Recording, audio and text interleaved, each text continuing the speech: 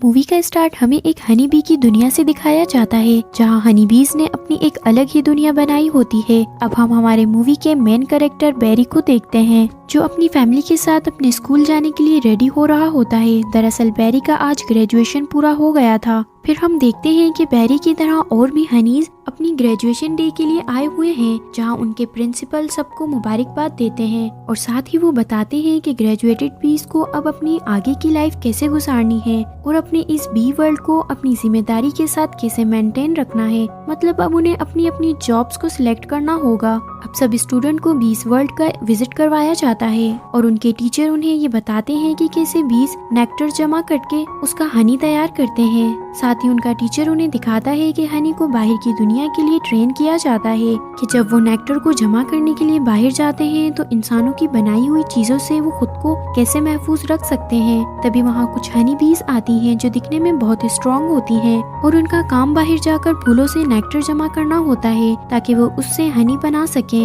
यहाँ बेरी अपने friend Adam के साथ उन हनी बीज को देख रहे होते हैं। तभी वहाँ वो बीज आकर बेरी से कहते हैं, क्या तुम हमारी तरह बनना चाहते हो? हमें देखो, हम कितनी मेहनत का काम करते हैं। तो बेरी भी जोश में आकर कह देता है कि हाँ, कल से मैं भी आपके साथ चलूंगा। अब जब बेरी घर वापस आता है तो अपने डैड से कहता है कि यहाँ मैं एक ही काम करके अपनी जिंदगी खत्म नहीं करना चाहता। ये सुनकर बेरी के फादर बेरी पर गुस्सा करने लगते हैं और कहते हैं कि हम बीज हैं और हमें यही काम करना होगा। क्या तुमने मुझे नहीं देखा? मैंने भी तो यही काम किया है। अब नेक्स्ट डे सभी ग्रेजुएटेड स्टूडेंट अपनी जॉब्स को सिलेक्ट करने जाते हैं। एक एक करके सब अपनी जॉब सिलेक्ट करते हैं। तो अब यहाँ एडम और बेरी की बारी आती है। एडम देखता है कि बेरी वहाँ मौजूद नहीं है क्योंकि उसे तो दुनिया को एक्सप्लोर करना था। तो वो वहाँ से सीधा पॉलिन बीज के पास चला जाता है, जहाँ कैप्टन बेरी से कहता है कि तुम इस जॉब के लिए फिट नहीं हो। लेकिन उन बीज के कहने पर कैप्टन बेरी को इजाजत दे देता है। फिर वो सब बाहर की दुनिया के लिए निकल जाते हैं। बेरी बाहर की दुनिया को देखकर बहुत खुश होता है और वो अपने सीनियर को नेक्टर कलेक्ट करते हुए भी देखता है कि कैसे वो सब अपना काम कर रहे हैं। फिर वो सब वापस आते हुए कुछ टेनिस बॉल में फंस जाते हैं और बेरी एक बॉल पर चिपक जाता है, जिसे एक लड़की उठाकर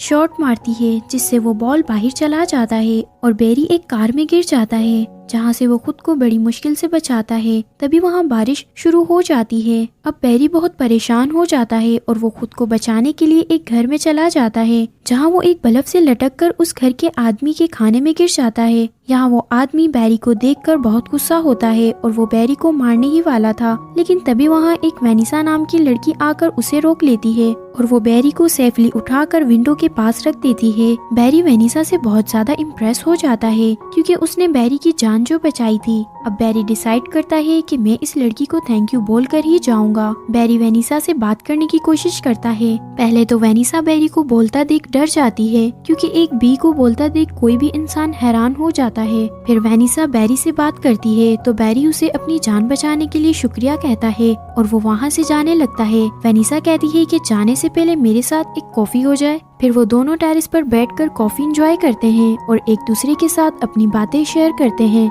घर जाकर बेरी एडम को सब बताता है कि कैसे वो वेनिसा से मिला और उसने उसकी जान बचाई और अब वो दोनों बहुत अच्छे दोस्त बन गए हैं। एडम कहता है कि बेरी ऐसा मत करो, अगर किसी को भी मालूम हो गया कि तुम बीज वर्ल्ड के रूल्स को तोड़ रहे हो तो ये तुम्हारे लिए अच्छा नहीं होगा। बेरी एडम की बातों को इग्नोर कर देता है और सारा टाइम बस वो तो वेनिसा के बारे में ही सोचता रहता है। नेक्स्ट डे बेरी फिर वेनिसा से मिलने जाता है और वो दोनों साथ में शॉपिंग करने जाते हैं।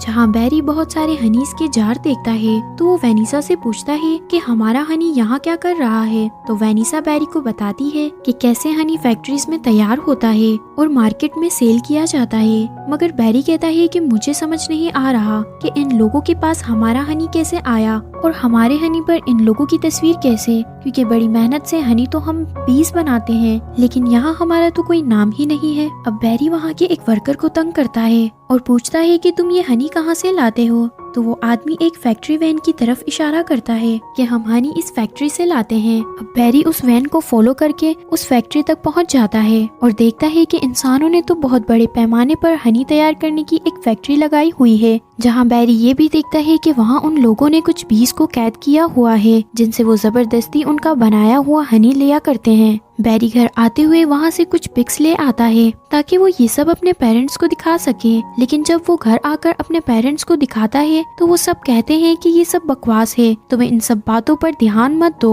लेकिन बैरी कहता है कि नहीं, ये सब सच है, मैंने अपनी आंखों से देखा है, हमें कुछ तो करना होगा। लेकिन बैरी के पेरेंट्स कहते हैं कि बेटा हम क्या कर सकते हैं, हम तो बस एक मामूली से बीज हैं, हम इंसानों का मुकाबला नहीं कर सकते। लेकिन बैरी नहीं मानता, वो वेनिसा के पास जाता है और वो कहता है कि मुझे इंसानों पर केस करना है क्योंकि वो हमारा हनी चुरा रहे हैं और हम ऐसा नहीं होने देंगे, हमें इंसाफ चाहिए। अब जब वो सब लोग कोर्ट में जाते हैं तो एक लॉयर कहता है कि नेचर की हर चीज इंसानों के लिए ही बनी है और हमें उसे इस्तेमाल करना चाहिए, लेकिन आज सब हनी के हक में ही बोल रहे थे। अगले दिन बैरी वेनिसा के साथ डिनर कर रहा होता है, तभी वहाँ वेनिसा का बॉयफ्रेंड आ जाता है। वेनिसा जब अपना खाना बना रही होती है तो उसका बॉयफ्रेंड बैरी को मारने की कोशिश करता है, लेकिन वहाँ वेनिसा आकर बैरी को बचा लेती है और अपने बॉयफ्रेंड पर बहुत गुस्सा करती है। फिर अगले दिन वो सब कोर्ट जाते हैं जहाँ वो लॉयर इन सब पर इल्जाम लगाता है कि हनी बीज इंसानों को काटती है और वो हनीज को गुस्सा दिलाने की कोशिश करता है, जिसमें वो कामयाब भी हो जाता है।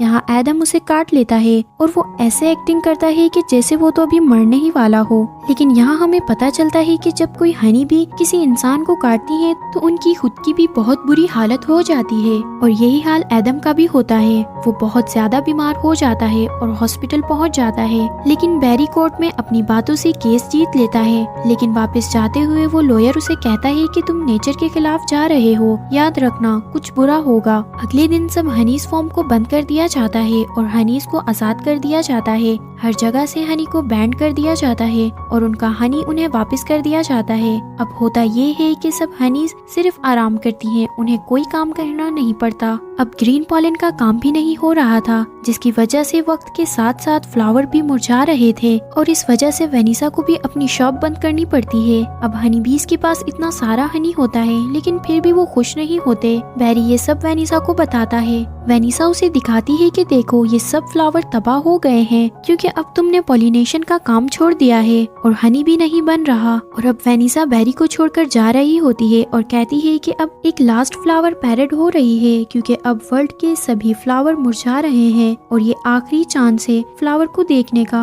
अब बैरी वेनिसा से कहता है कि वहाँ बहुत सारे फ्लावर होंगे जिनमें पॉलन भी होगा, अगर हम इन फ्लावर को लेकर आ जाएं तो इसका पॉलन लेकर दोबारा से पॉलिनेशन का काम शुरू कर सकते हैं और इस तरह फ्लावर्स दोबारा से ग्रो करने लगेंगे। ये आइडिया वेनिसा को भी पसंद आता है। अब ये दोनों जाते हैं फ्लावर पैरेड पर, जहाँ ये दोनों एक फ्लावर की बकेट को चुरा लेते हैं और एक प्लान पर ले जाने लगते हैं। तभी खराब मौसम की वजह से पायलट अनाउंस करता है कि मौसम की वजह से फ्लाइट डिले हो सकती है। वेनिसा बैरी से कहती है अगर ज्यादा लेट हुआ तो फ्लावर खराब हो जाएंगे। तो फिर बैरी पायलट के पास जाता है, जहाँ एक बोलते हुए हनी बी को देखकर वो पायलट हैरान हो जाते हैं और बैरी पर हमला करने लगते हैं, जिसकी वजह से वो दोनों पायलट खुद ही बेहोश हो जाते हैं। तभी वहाँ वेनिसा आती है। बैरी बताता है कि ये दोनों मुझे देखकर बेहोश हो गए और अब प्लान भी वेनिसा को ही चलाना पड़ेगा, लेकिन वेनिसा से प्लान कंट्रोल नहीं होता और वो नीचे गिरने लगता है। तभी बैरी अपने एंटीना से कनेक्ट करके सारे हनी बीज को बुलाता है। फिर वो सब मिलकर सेफली लैंडिंग करवाते हैं, जहाँ बैरी सबको समझाता है कि कैसे हमने पॉलिनेशन का काम छोड़ा तो सब फ्लावर मुरझा गए। फिर बैरी उनसे कहता है कि अगर दोबारा से हमने पॉलिनेशन का काम शुरू नहीं किया तो ये दुनिया महरूम हो जाएगी फ्लावर से।